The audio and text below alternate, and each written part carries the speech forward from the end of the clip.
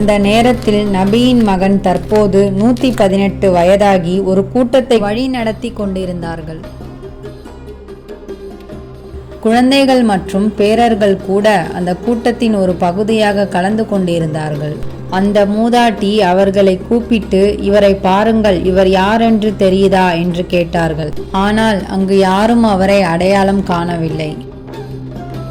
பிறகு உசைர் அலைஹிவஸ்ஸலாம் அவர்களின் மகனிடம், உங்கள் தந்தை திரும்பவும் வந்துவிட்டார்கள் என்று கூறினார்கள்.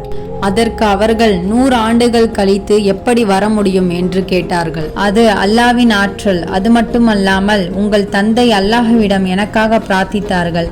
இதோ பாருங்கள், இப்போது நான் நடக்கவும் பார்க்கவும் முடிகிறது. அதற்கு அவர்கள், என் தந்தையின் தோள்களில் ஒரு தழும்பு இருக்கும், அதை அவர்கள் காட்டினால் நான் நம்புவேன் என்று கூறினார்கள். பின்பு உசைர் அலைஹிவஸ்ஸலாம் அவர்கள் தன் தழும்பை தன் மகனிடம் காட்டினார்கள். தன் மகன் தன் தந்தை என்று அறிந்து கொண்டார். அவர்கள் திரும்ப வந்ததும் அனைவரும் மகிழ்ச்சி அடைந்தார்கள்.